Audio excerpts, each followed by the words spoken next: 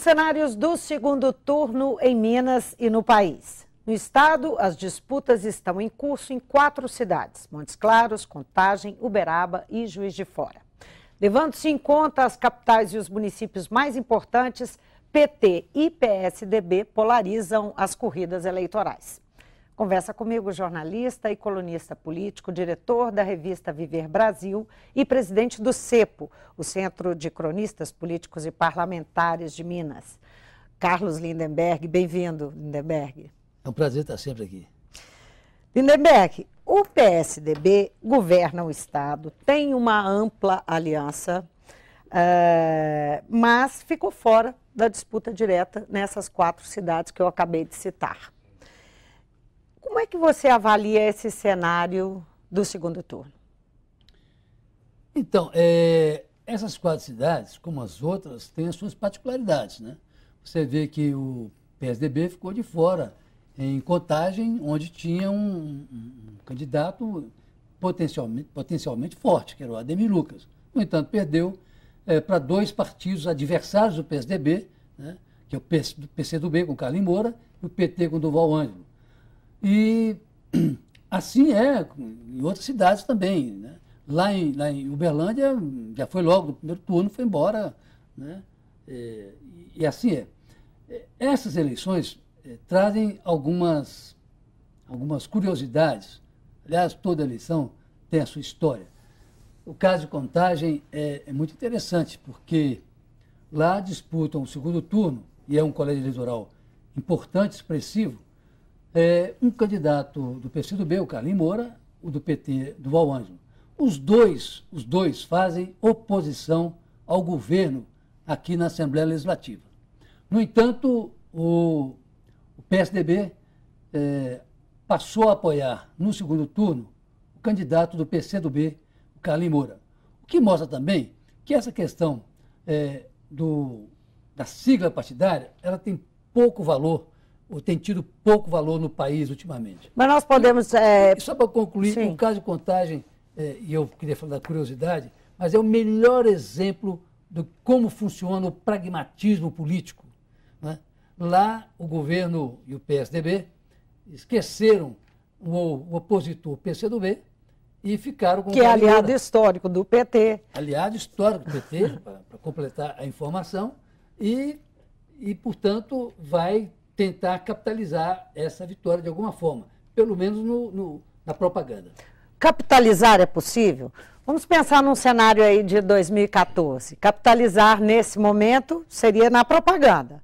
Mas em 2014, existe alguma possibilidade do PCdoB, enfim, dar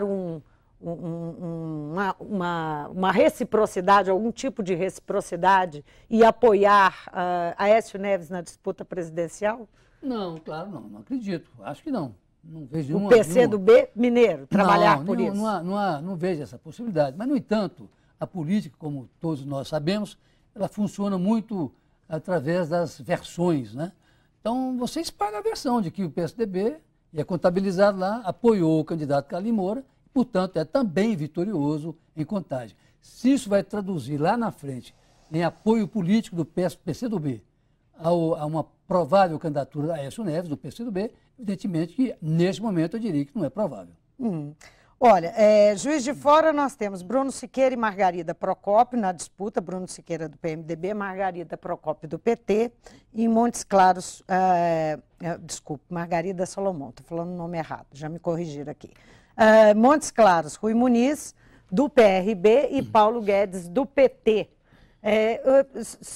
E Uberaba, que é o Antônio Lerim, do PSB, não é? E Paulo Pial do PMDB. O Paulo Pial do PMDB. Quer dizer, nós temos, em tese, 2 cidades aí com aliados do PMDB disputando com o PT e com o PSB, né? É meio confuso aí. Qual que é a perspectiva nessas cidades? Essa questão de PT e PMDB, isso não pode ser muito levado em conta no sentido de quem é aliado e quem não é aliado, porque o PMDB, esse saco de gatos que nós conhecemos aí, então uma hora está com um, uma hora está com o outro, lá em cima está com a Dilma, aqui embaixo está com a Anastasia, é um partido visceralmente, organicamente clientelista, portanto não dá para colocar muito essas coisas dessa forma. O interessante, Juiz de Fora, é que o candidato do PSDB lá, que é o prefeito Custódio Matos, não é, perdeu a eleição. Perdeu no primeiro turno e a disputa foi, então, para o deputado Bruno Siqueira, que é um jovem deputado, né, disputar com a Margarida Salomão, que já foi candidata outras vezes lá do PT, lá em Juiz de Fora. O Juiz de Fora, a situação da Margarida não é confortável, até porque, mais uma vez, o governo do Estado foi lá e está apoiando o Bruno Siqueira. E lá em Juiz de Fora, não se pode esquecer, é a terra do Itamar Franco, que deixou um legado para a cidade. Ele é muito bem avaliado, muito bem visto na cidade. E o Bruno Siqueira, filho do ex-deputado federal Marcelo Siqueira, amigo íntimo do Itamar, é da turma chamada Turma do Itamar. Portanto, ali também tem um pouco do legado do Itamar entre os eleitores, cabos eleitorais do Bruno Siqueira. É uma disputa muito difícil para a Margarida Salomão. Só sim, retomando o caso de Uberaba e Montes Claros. E Uberaba também tem a sua particularidade. O prefeito era do PMDB, o Anderson Adalto, rachou no PMDB, foi apoiar o candidato do PT, que ficou no primeiro turno, e sobraram os dois. O Lerim, que é do PSB, portanto, da base de apoio do governo aqui na Assembleia Legislativa, tem o apoio do Márcio Lacerda, tem o apoio declarado do governo do Estado e do senador. Eles estiveram lá, inclusive. Estiveram lá, recentemente, no último fim de semana, se não me engano. E lá o Piau, que é o Paulo Piau, que é do PMDB, e é do PMDB da base de apoio da presidente Dilma no Congresso em Brasília. Você vê, então, que também são coisas muito, muito locais e que se resolve localmente também. O caso de Montes Claros tem seu lado interessante, que é pela primeira vez o PT disputa a prefeitura de Montes Claros, uma região, como se sabe, conservadora. O PT, vai disputar com chance de vitória a prefeitura contra o Rui Muniz. Foi deputado estadual, o Rui Muniz, é um empresário da área de ensino lá em Montes Claros, conseguiu no segundo turno, surpreendentemente. São dois azarões, na verdade. São dois azarões, porque lá, na verdade, em Montes Claros, o candidato cotado era o Jairo Ataíde, que é da base de apoio do governo, e tinha o apoio do governo no primeiro turno. Pessoas do governo estiveram lá na campanha e tudo mais. No entanto, ele ficou, de uma forma que ficou para a cidade lá, uma decepção, porque ele ficou em quarto lugar. Né? E o Rui Muniz e o Paulo Guedes passaram para o segundo turno. No caso do Paulo Guedes, só para completar, é o seguinte, ele não chega a ser um azarão, porque ele já saiu no primeiro turno com boa votação. Não chega a ser excepcionalmente um azarão, embora seja a primeira vez a possibilidade do PT disputar com chance de vitória a prefeitura de Montes Claros. Só para a gente retomar um pouquinho, entender como é que fica esse quadro de forças dentro do Estado, eu queria retomar um pouquinho o que aconteceu no primeiro turno. O PSDB apoiou Lacerda e foi vitorioso, né, em Belo Horizonte. Ganhou em Betim e Divinópolis. Mas viu o adversário PT ganhar em cidades importantes do estado, como Uberlândia, Ribeirão das Neves, Ipatinga, no Vale do Aço, em algumas cidades do Vale do Aço, Valadares, Poços de Caldas. A base aliada ganhou em 80% dos municípios, é uma base aliada muito ampla, né, que está refletida aqui na Assembleia. Mas o PSDB isolado teve 750 votos a menos do que o PT. 750 mil votos. 750 mil votos a menos do que o PT no estado. Esse esforço no segundo turno, que tanto o governo do estado quanto o senador Aécio Neves estão demonstrando no apoio aos adversários dos candidatos petistas nas 4 cidades, seria uma forma de dar uma atmosfera de vitória, enquanto os resultados do primeiro turno não apontam exatamente isso? Olha, provavelmente sim. Provavelmente, mas como eu disse, a política é feita também de versões. Né? Então, criar a versão de que o PSDB foi vitorioso no Estado não é uma tarefa muito difícil, né?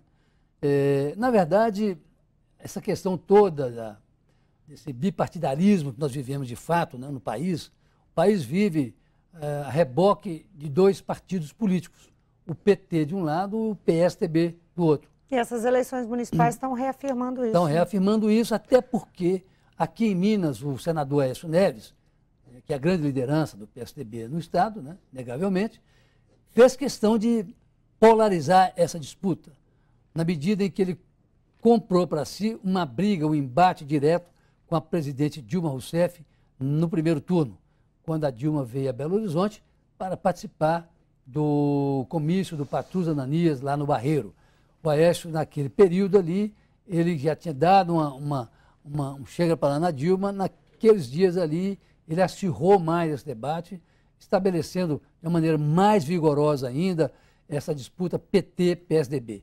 E quando você chega a esses resultados, né, e você vê, no caso desses 3, 4, esse censo agora tem segundo turno, e que o governo se apressa de logo, imediatamente, apoiar o candidato contra o PT, porque não está apoiando o Carlinhos Moura, está apoiando um candidato contra o PT em Contagem.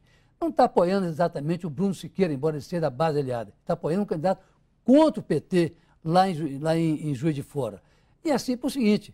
Né? Então, quando ele chega nessa condição, você vê que não é difícil criar essa versão de que o PSDB vai sair vitorioso das eleições aqui em Minas Gerais.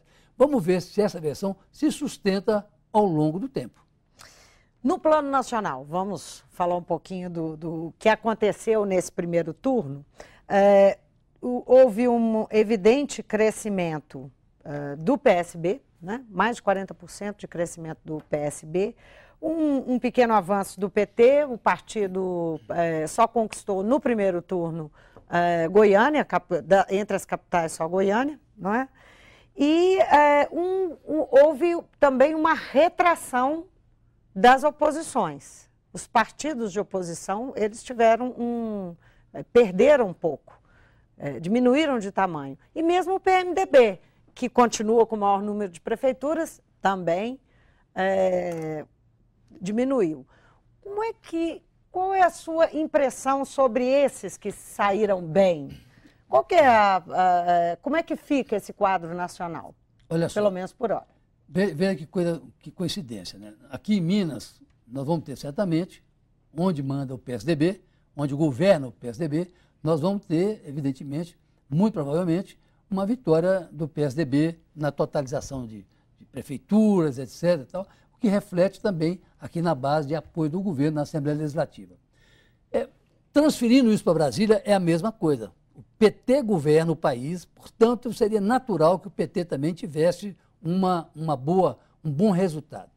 A surpresa para muitos é que imaginava-se que o julgamento do mensalão fosse aniquilar o PT, fosse arrebentar o PT. Isso não aconteceu. Isso não aconteceu. Aliás, em São Paulo, onde o PT deve ganhar a eleição no próximo domingo, o Serra cometeu o erro de trazer o mensalão para o debate da campanha eleitoral no segundo turno. As pessoas não estão preocupadas com esse tipo de julgamento, embora esse julgamento seja importante. Historicamente, politicamente, não vamos dizer que não é importante. É importante, sim. Mas isso está longe do dia a dia, do cotidiano das pessoas. As pessoas, sobretudo em eleições municipais, estão preocupadas com a sua rua, com o seu bairro, com o seu bem-estar, com o problema do transporte, da saúde.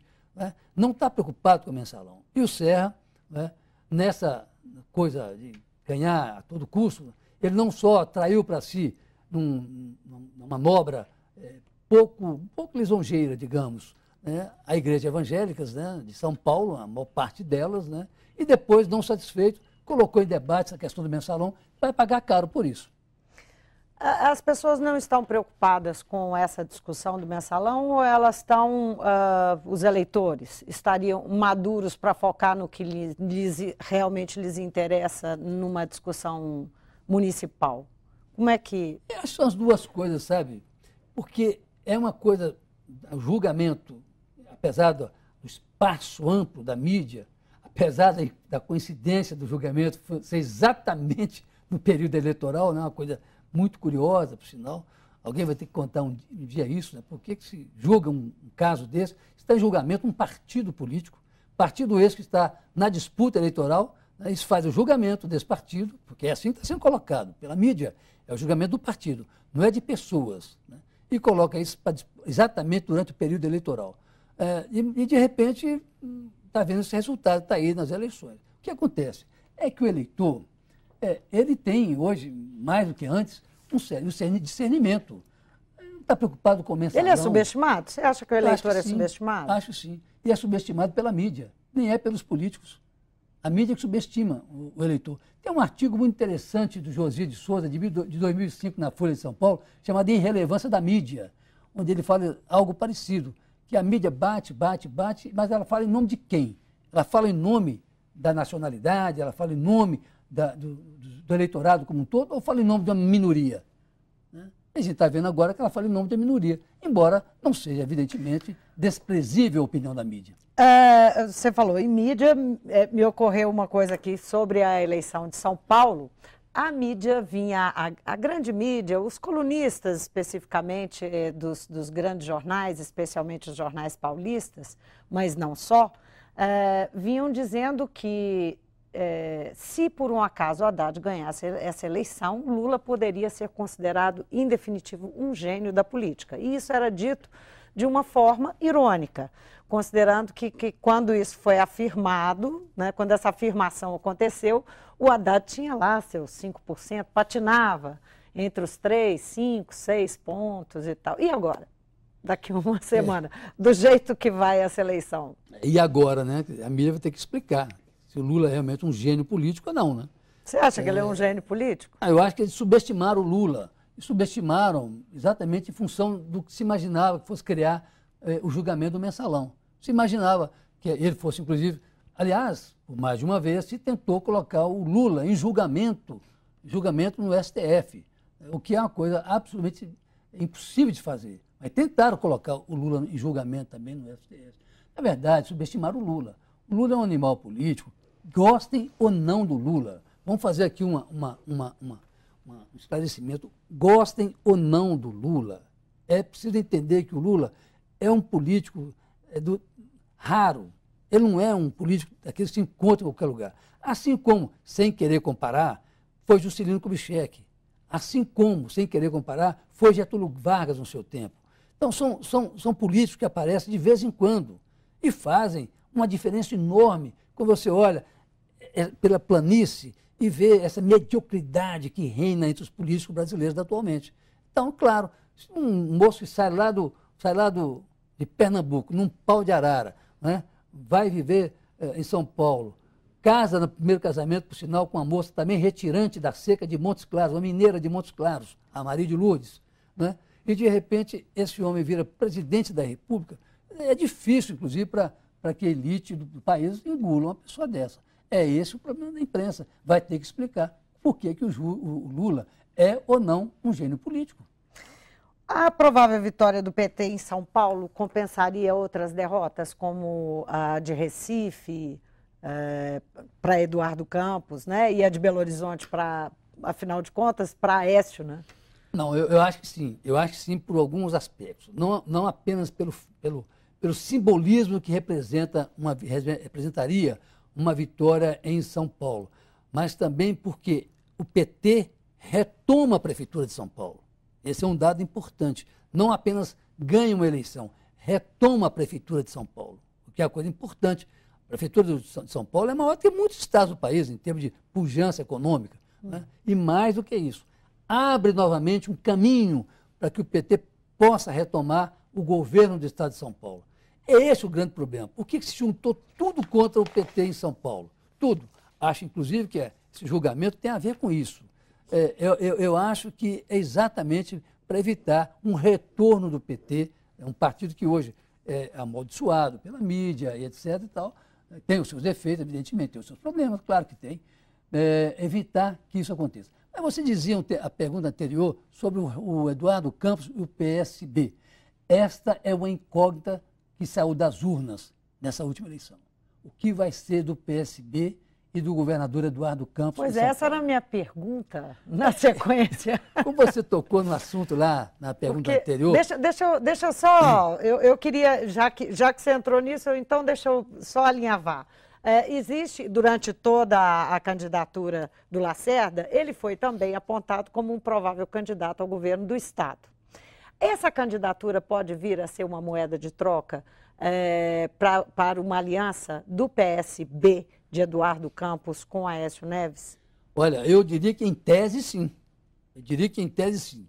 A despeito das negativas do prefeito Márcio Lacerda, de que não deixará a prefeitura, mas pode ser uma moeda de troca sim. É bom lembrar, e o Márcio deve ter ciência disso, que não é muito auspicioso sair da prefeitura para disputar o governo do Estado. Primeiro da Veiga fez Já isso. Deu errado. Né, e deu errado. E em outros lugares também isso aconteceu. Né? Pode até ter o inverso também, mas esses episódios marcam muito, né, a coisa. No caso do Eduardo Campos, de a composição com Aécio, é possível? É. Provável? Não sei. Mas é preciso lembrar também o seguinte, o Eduardo Campos só fez o governo em Pernambuco que ele está fazendo porque o Lula despejou em Pernambuco tudo que poderia despejar, inclusive uma fábrica da Fiat. O Lula tirou 3 bilhões de reais que estariam sendo investidos aqui em Belo Horizonte, aqui em Betim, numa fábrica da Fiat, e jogou lá em Pernambuco do Eduardo Campos. Será que o Eduardo Campos vai esquecer isso? Ganhar uma fábrica de automóveis numa hora dessa, tirando 3 bilhões de reais, portanto, não sei quantos mil empregos de Minas Gerais que foram para Pernambuco, e foi de mão beijada. A Fiat ia implantar e investir em Minas 10 bilhões de reais. O senhor presta atenção nisso, 10 bilhões de reais. No seu último dia de governo, o Lula assinou um decreto. Por esse decreto, a Fiat montou uma fábrica lá em Pernambuco. Para montar essa fábrica, tirou dos 10 bilhões de reais que seriam investidos em Minas e foi aplicar lá em Pernambuco. Não trouxe dinheiro da Itália para aplicar em Pernambuco, não. Tirou daqui, de Minas Gerais, levando para Pernambuco empregos que seriam gerados em Minas Gerais. Eduardo Campos, então, tem que refletir sobre isso. Eu acho que vai. Embora gratidão não seja uma palavra que esteja no dicionário da política. Que se use. Só para a gente encerrar. E a derrota do Serra? Eventual derrota do Serra, naturalmente. Nós estamos aí há alguns dias ainda do segundo turno. Ela é boa ou ela é ruim para o senador Aécio Neves, né, conhecido adversário de Serra internamente no partido? Só lembrando que nesta segunda-feira a colunista Mônica Bergamo publicou que já há um movimento para colocar Serra na presidência nacional do PSDB, caso ele não se eleja. Vamos começar pelo final, pela nota da Mônica Bergamo. Evidentemente que é um balão de ensaio. Né? É um balão de ensaio. Isso aí é uma coisa certamente urdida dentro do PSDB, que por essa nota já mostra que jogou a toalha em São Paulo, já não tem mais o que disputar em São Paulo, já está dando como certo uma vitória do Fernando Haddad. Agora, é bom ou ruim isso para o Aécio? Eu acho que é bom. É bom porque o Serra, se ganhasse em São Paulo, ele poderia tentar, mais uma vez, viabilizar-se candidato à presidência da República. Poderia até não se efetivar como candidato, mas daria um trabalho enorme para o Aécio Neves, né? Agora, com essa derrota, ele encerra praticamente a vida política dele. E ele com o controle da máquina partidária? Então, essa questão de ser o virtual presidente do PSDB é mais uma tentativa do PSDB paulista de manter o controle sobre o partido. E é hora de acabar com isso. Não é possível continuar essa coisa do PSDB estar enraizada em São Paulo como está. O partido é nacional ou não é? Nós acabamos com os partidos regionais. Portanto, o PSDB tem que ser um partido nacional. Não pode mais ser um partido paulista.